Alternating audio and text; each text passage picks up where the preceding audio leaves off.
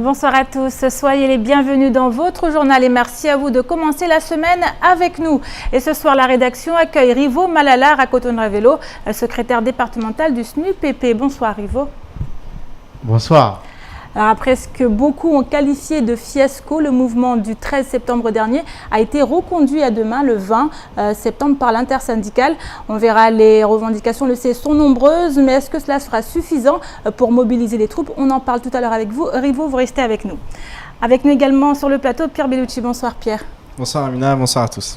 Alors le collectif pour l'avenir de Mayotte était de sortie dans le sud de l'île, mais les choses ne se sont pas passées comme prévu. Les expulsions qui avaient été organisées, prévues, n'ont pas eu lieu finalement. Vous nous direz tout à l'heure pourquoi Pierre, mais d'abord voici les titres de ce lundi 19 septembre. Les membres du collectif pour l'avenir de Mayotte se sont réunis ce week-end dans la commune de Chirongui. Au programme prière et opération de décasage avortée en raison de la vigilance des forces de l'ordre. Une vigilance qui n'aura néanmoins pas découragé les membres du collectif qui s'apprêtent à mener de nouvelles actions prochainement. La gestion des déchets à Mayotte fait beaucoup parler d'elle depuis de nombreuses années. Cela fait par ailleurs 4 ans qu'Incidence sonde les Mahorais afin de connaître leur avis sur le sujet. Les résultats du 4e baromètre des déchets sont tombés aujourd'hui. Plus d'informations dans votre journal. Une grande première à Mayotte, les associations de Moana Trindi ont organisé ce week-end les premières Olympiades mahoraises. Rap à coco, tir à la corde, course de pneus, course en sac ou encore course de voiture en bois. Zoom sur un événement culturel et sportif qui aura ravi petits et grands. Ce week-end, le collectif pour l'avenir de Mayotte s'est réuni dans la commune de Chirongui. Ils étaient ainsi près d'une centaine à participer à des prières collectives qui devaient précéder des opérations d'expulsion. C'était sans compter sur les forces de l'ordre présentes dans tous les villages de l'île, du sud de l'île, afin d'éviter tout débordement. Une présence certes dissuasive, mais qui n'a à l'évidence pas suffi à décourager les membres du collectif, plus unis et déterminés que jamais. Un sujet signé Patrick Millan, Pierre Bellucci et Leslie Vimné.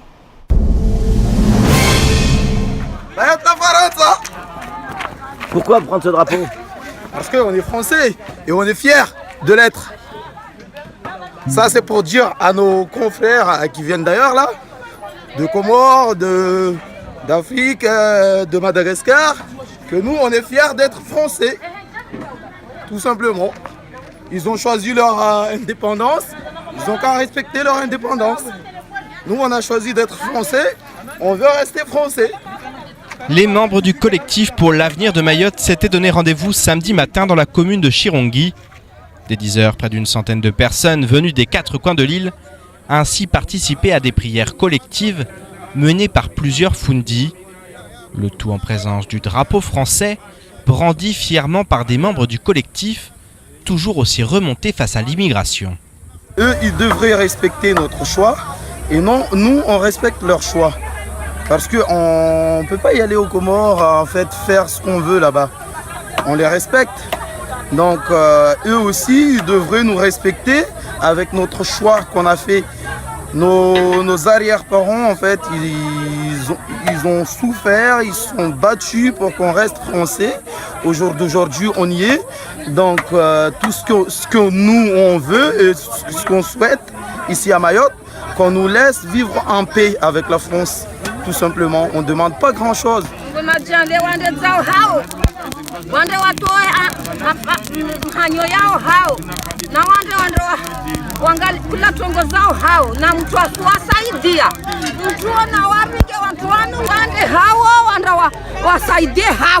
na wariba wohe wasi maori wasi mazari lemewa anda zao rilemewa maondo zao rilemewa wasiritari kiatilitulie rione departima yatu ini ya mana kamgwa benze beasike de wao tu no. À la suite des prières et alors que les uns et les autres s'affairaient en cuisine, des gris-gris ont été retrouvés enfouis dans le sol. Tous deux contenaient des messages écrits en arabe, ce qui a eu le don d'agiter la foule. Donc là, ils font ça pour faire mal aux Mahorais, que les Mahorais n'ont pas le pouvoir de faire quoi que ce soit sur Mayotte. Qu'on ferme la bouche, que tout ce qu'on fait, tout soit annulé, quoi.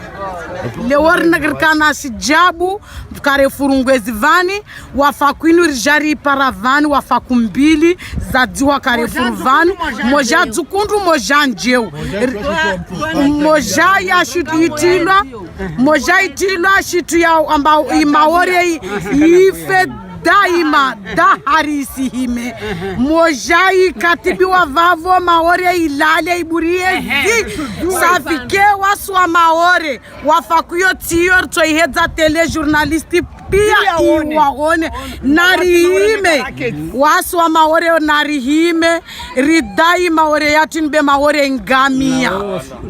Après cet épisode, les membres ont tenté de mener des opérations de décasage de manière simultanée aux 4 coins de l'île.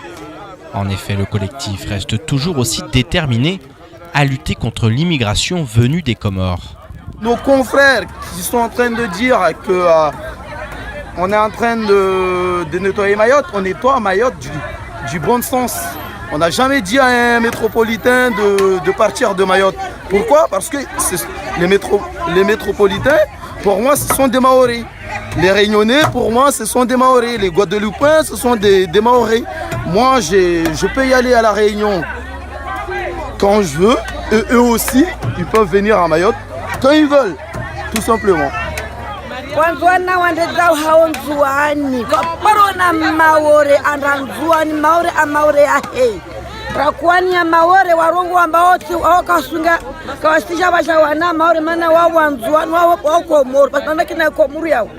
Malgré la détermination du collectif, la forte mobilisation des forces de gendarmerie aura dissuadé toute opération de décasage.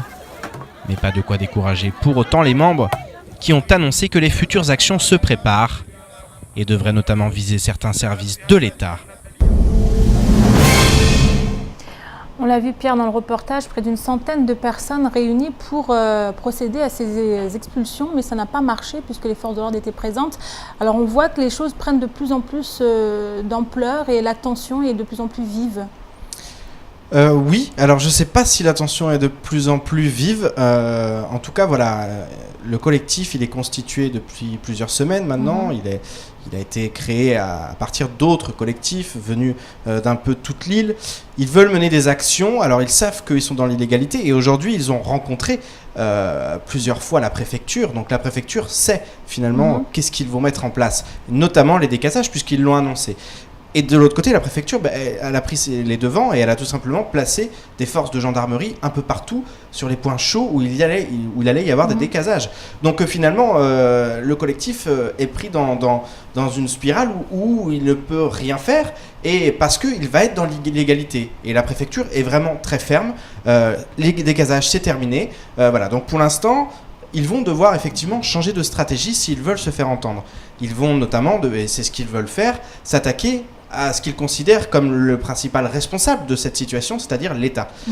Donc on va voir dans les prochaines semaines, dans les prochains jours, mais effectivement ça semble un peu plus logique de s'attaquer à l'État que de s'attaquer aux personnes les unes après les autres, parce que c'est tout le complexe aussi à Mayotte, Amina, c'est que beaucoup sont là, mais ils sont là depuis des années et ne dérangent pas forcément, ils sont là pour s'intégrer, ils ont fui aussi la misère, on le sait tous, et voilà, ils ne sont pas du tout dans une logique où ils veulent détruire Mayotte.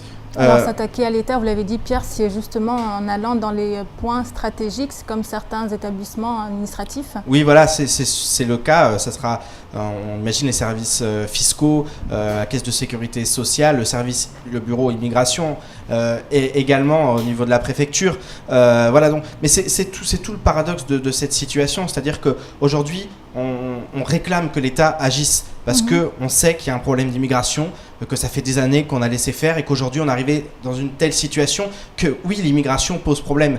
On sait aussi que si on s'attaque aux individus de manière un peu, j'allais dire, aléatoire, ils sont quand même taxés de xénophobes. Et, effectivement, xénophobes pour ça. Parce que quand on lit délinquance et immigration, forcément ça pose problème parce que si il y a effectivement une délinquance qui est liée à l'immigration, c'est une délinquance de survie bien souvent. Donc voilà, donc faut faire attention aux amalgames et surtout aux dérives. Et ça, c'est à l'État justement de jouer son rôle. Et il l'a fait ce week-end en évitant les décasages. Maintenant, il faut qu'il continue à travailler aussi avec ce collectif parce que c'est un collectif qui est déterminé, qui va continuer. Et il faut essayer de trouver un terrain d'entente pour lutter effectivement contre l'immigration clandestine, mais de manière un peu plus raisonnée et ne pas faire n'importe quoi. Merci beaucoup Pierre pour toutes ces précisions et revenons maintenant sur ce scandale sanitaire dont nous vous parlions. Dans notre édition de vendredi, les faits se sont produits à l'école élémentaire de Combani. Au moment de la distribution des collations aux enfants, un rat a été découvert dans un sac contenant des pains au raisin. Depuis, la colère ne retombe pas du côté des parents d'élèves qui ont rencontré le maire de la commune ce matin. Un sujet signé Abbas Alidi, Pierre Bellucci et Leslie Vimnet. La colère n'était pas retombée ce matin dans l'école élémentaire de Combani 1.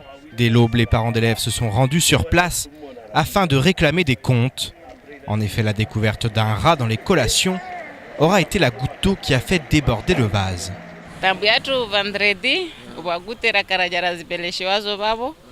alafu waminga tikaswafi sur place lera gute za kotolwa ule astoaze gute noti ya bahanu ata ato paleti ya handra ya vili boye ya raru eane ikana lera kojobulia chase moni atoe penreze abe wanata ikana puhu moni lera yo ai aizu rishukiza wonsi riono kama mpuhile hari wakantu baba wakavavo na directeur ayono na secrétaire ayono bwana fundi moja asomesa babo akasuru place raha wayono wase shuturilinda ortaha kutezana tuziprotegewe zike harmantongo nyizuri bekasuta hatu za fanywa importo quoi. Aujourd'hui, les parents d'élèves en ont assez. En effet, en pareil cas, la nourriture doit être isolée, détruite, tandis que les autorités doivent procéder à une vérification de la chaîne de livraison, de fabrication ou encore de conservation. Mais vendredi, rien de tout cela n'a été fait et les parents se posent des questions quant au statut de Mayotte. On attend qu'il y ait un changement, qu'on trouve une solution parce que c'est pas possible. C'est pas normal, c'est inadmissible. Ça devrait même pas, ce genre de choses, ça devrait même pas arriver quoi, dans un département français comme le nôtre. Ça devrait pas arriver. On est loin de la départementalisation qu'ils disent parce que c'est pas normal quoi. Les goûters, ils sont distribués là, par terre là. C'est pas possible. Face au scandale, le maire de la commune a rapidement réagi. Il s'est ainsi rendu sur place afin de rencontrer les parents d'élèves avant une réunion avec la société Panima prévue en après-midi. Je rappelle que ce n'est pas la première fois puisque l'année dernière, j'en avais fait une réunion déjà avec les prestataires, notamment pour voir la qualité de goûter d'abord qui est fournie et ensuite les conditions de livraison. Vous voyez derrière moi, j'ai aménagé le bureau de directeur. Là où ils sont actuellement, l'équipe de cette école vont déménager pour aller dans le nouveau bureau. Et on prendra la salle. Et cette salle-là, ça sera destiné pour stocker les goûters avant la distribution. Donc on y est d'accord. Je ne suis pas d'accord que les goûters soient livrés dans ces conditions-là, puisque nous payons. Et avant d'être maire, je suis aussi parent d'élèves. Et ça va de la santé de nos enfants. Sachant que j'apprends encore ce matin que même la quantité aussi est insuffisante par rapport au nombre des parents qui ont payé le goûter de leurs enfants. Donc tous ces problèmes, nous mettrons sur table cet après-midi, on en parlera avec l'entreprise concernée. Le maire va donc dans le sens des parents d'élèves et compte bien forcer les prestataires à respecter certaines règles pour lesquelles ils se sont engagés. Dans ma commune, je souhaiterais que les parents soient associés. Même au niveau de la composition des menus, il faudrait que les parents soient aussi associés. Donc vous voyez, je n'ai rien à cacher et je suis tout à fait d'accord que les conditions soient revues et la qualité des goûters qui sont fournis, que les entreprises prestataires respectent leur engagement lorsqu'ils répondaient aux offres que nous avons sorties et qui ont répondu. L'affaire est donc loin d'être terminée car les parents d'élèves attendent des changements rapides. Sans quoi le risque d'un blocage n'est pas à exclure. Alors Ivo, vous venez, je vous ai vu réagir sur ce plateau face à ce sujet. Quel est votre sentiment par rapport à cette situation, Sora, qui a été retrouvée et qui justement pose la question des collations? Comment sont-elles fournies? Comment sont-elles distribuées? Non, d'abord, rappelez une chose. Les goûters, les collations, c'est interdit à l'école. Hein, c'est pas ce qu'on devrait fournir aux gamins.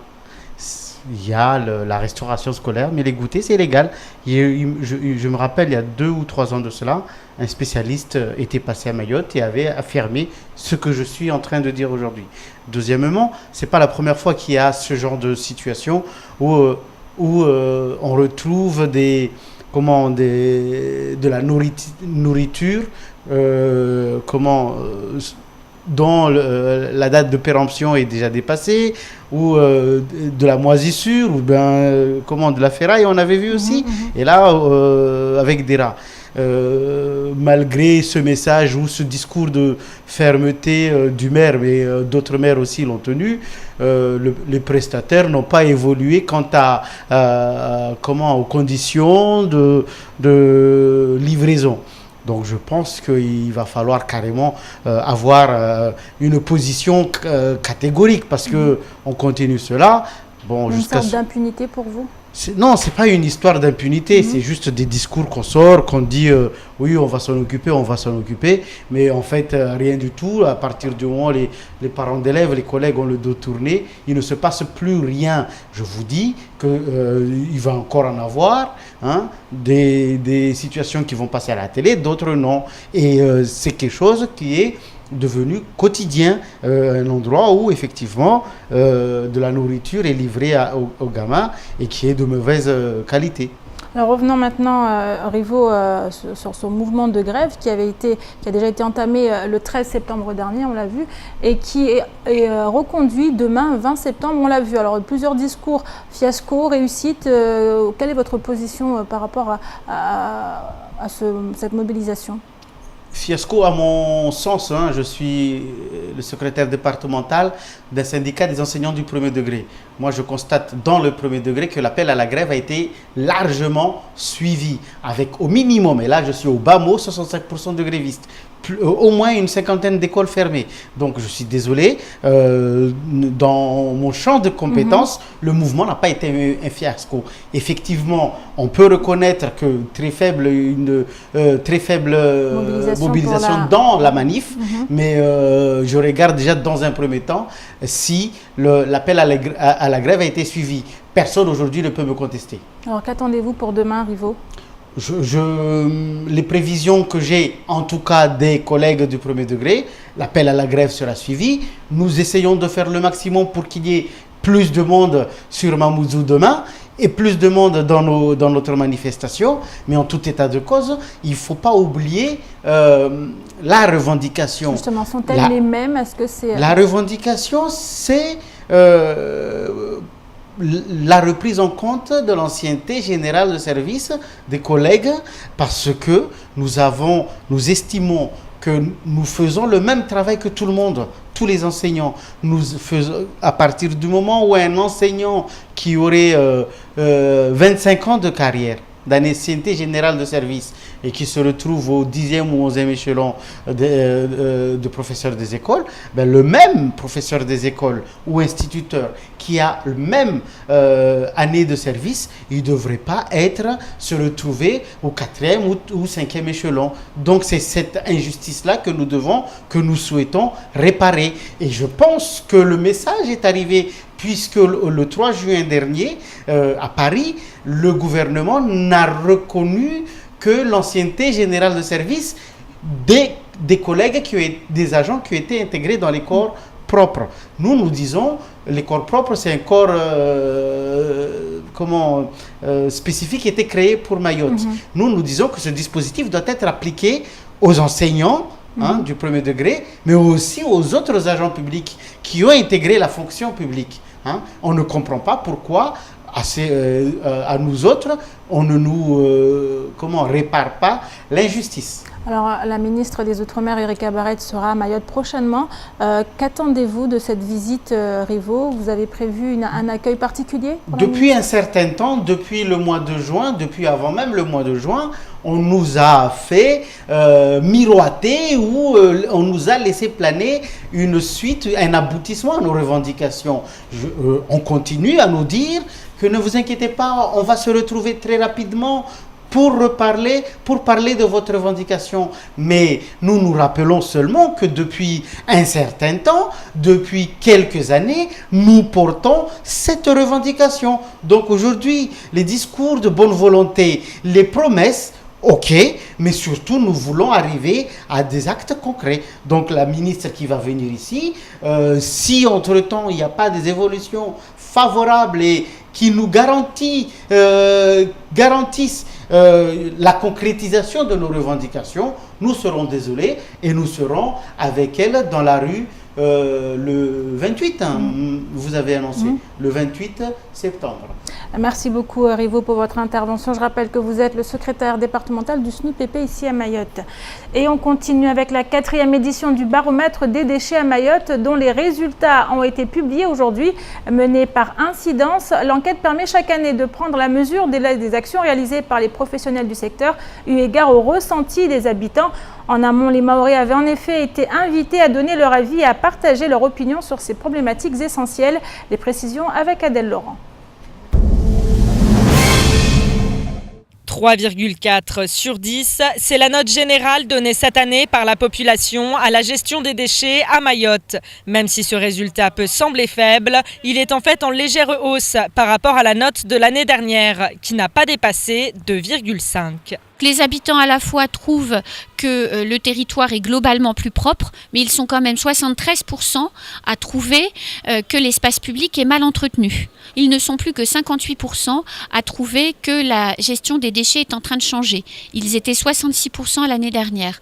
Les habitants sont toujours motivés, ont toujours envie de s'impliquer, mais ils ne voient pas que les choses changent assez vite. Et ça, c'est un problème. Ce baromètre des déchets a pour objectif de faire concorder les politiques publiques mises en œuvre avec les besoins réels de la population. Et ce 4e sondage a mis en exergue le fait que les habitants de Mayotte sont de moins en moins réceptifs à la réduction des déchets et au tri sélectif.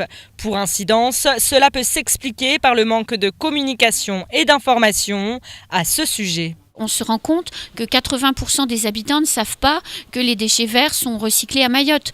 Les habitants ne savent pas à 66% que l'on recycle l'électroménager défectueux à Mayotte. Donc forcément, ils ne participent pas puisqu'ils ne savent pas. Les pouvoirs publics n'ont pas été sans action ces dernières années sur le sujet. Les décharges sauvages ont fermé, le centre de traitement des déchets de Dzoumogné, donc la décharge aux normes européennes, est ouverte et elle fonctionne. Beaucoup a été fait. Maintenant, la prochaine étape, je dirais, c'est un gros focus sur la sensibilisation et les explications à transmettre aux habitants pour leur faire comprendre comment utiliser tous ces outils qui sont mis à leur disposition. Un manque d'informations freinant l'amélioration des pratiques. Incidence lance donc un appel au pouvoir public à renforcer leur communication de sensibilisation au risque de perdre la motivation des habitants.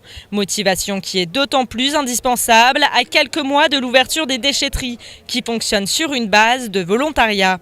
Et pour Ambaïdi Malidi, le tri sélectif ne concerne pas que les pouvoirs publics. C'est le rôle de tout le monde. Ça commence depuis chez nous, à la maison, et ensuite dans le quartier, et ensuite donc dans la ville, dans la commune en elle-même. Mais également, c'est aussi le rôle de nos représentants, c'est-à-dire quand je parle de nos représentants, je pense aux collectivités, je pense aux syndicats, je pense aux différents autres prestataires qui sont sur le territoire. Le tri sélectif, un acte citoyen accessible à tous, mais encore faut-il savoir comment s'y prendre. C'est pourquoi Incidence préconise la mise en place d'une campagne de sensibilisation à ce sujet, puisque l'amélioration de la gestion des déchets à Mayotte commence par des petits gestes au quotidien de chaque citoyen. Et Et le maire de Bouéni qui met fin au rythme scolaire par voie de délibération, l'arrivée prochaine d'Erika Barretz à Mayotte ou encore les mesures de sécurité dans les avions concernant le Galaxy Note 7. C'est également dans le reste de l'actualité de ce lundi 19 septembre. Les précisions tout de suite dans l'actualité en bref. Parmi les problématiques dénoncées dans les établissements scolaires du premier degré, les rythmes scolaires restent au cœur de nombreux conflits. Décriés dans plusieurs communes de l'île, ils sont à l'origine de mouvements d'humeur. Dans ces conditions, certaines municipalités envisagent sérieusement de ne plus les appliquer dans leur commune. C'est notamment le cas du maire de Bouéni, qui vient de délibérer en faveur de l'arrêt des rythmes scolaires au sein de tous les établissements de sa commune. Les services de l'État ont ainsi reçu cette délibération, mais selon l'association des parents d'élèves, le vice-rectorat exige le maintien de ce dispositif. L'affaire pourrait donc ne pas en rester là, d'autant que les parents d'élèves ont annoncé qu'à partir de ce matin, les rythmes scolaires ne seront plus respectés. Annoncé depuis plusieurs jours, la venue de la ministre des Outre-mer est désormais actée. Erika Barretz se foulera le sol du département le 29 septembre prochain en début de matinée.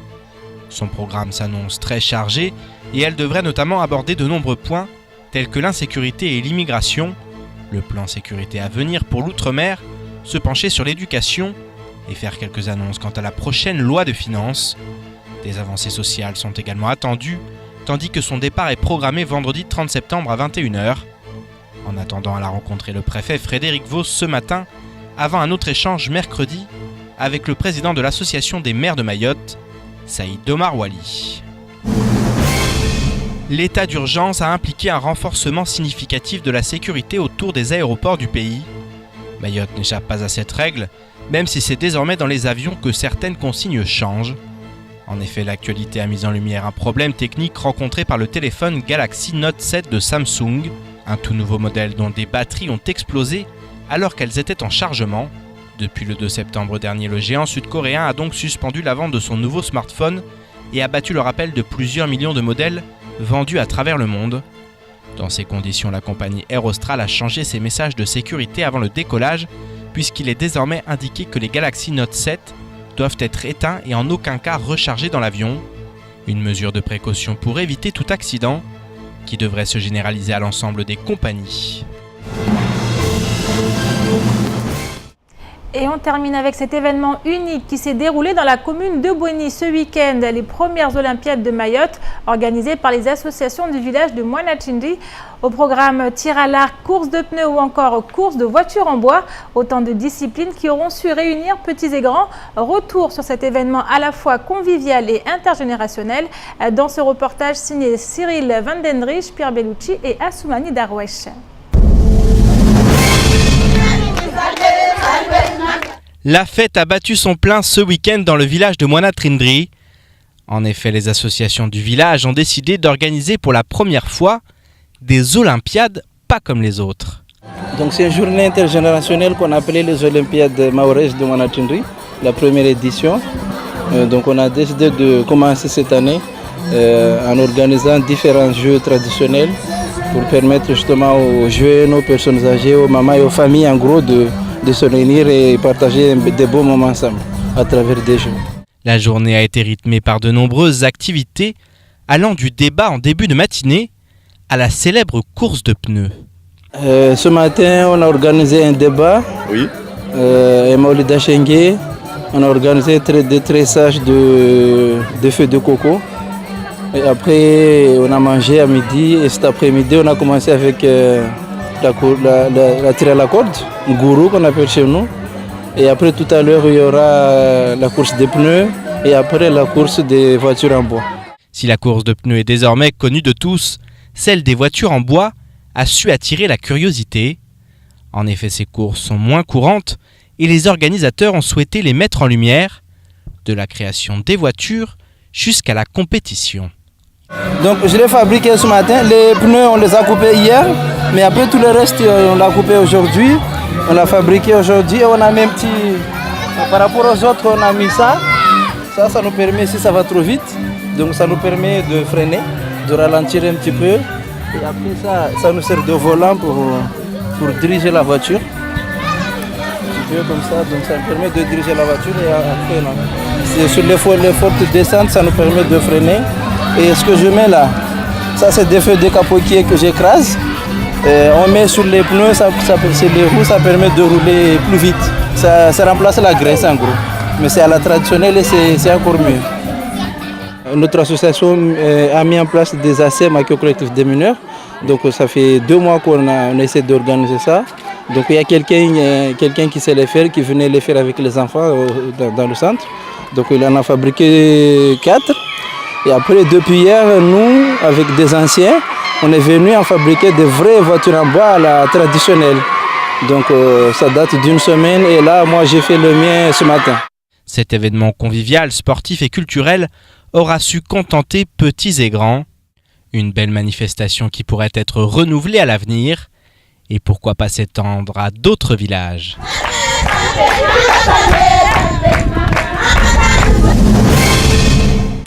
Et c'est la fin de cette édition. Merci à vous de l'avoir suivi. Une édition rediffusée sur OAM5, également disponible en replay sur notre site l'infocoesie.fr, sur YouTube et sur notre page Facebook.